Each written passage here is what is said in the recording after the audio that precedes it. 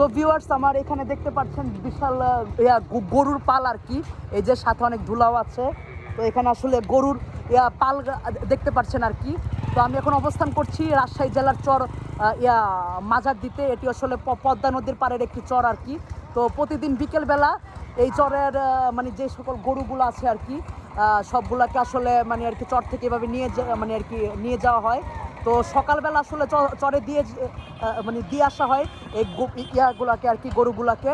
এরপরে হচ্ছে আপনার বিকালটার টাইমে মানে রাখালরা হচ্ছে এভাবে আর কি গরুগুলাকে হচ্ছে মানে তাদের বাড়িতে নিয়ে যায় আর কি। আর গরুগুলো যখন যায় তখন কিন্তু অনেক ধুলা আসে আর কি, এই যে দেখতে পাচ্ছে অনেক ধুলা।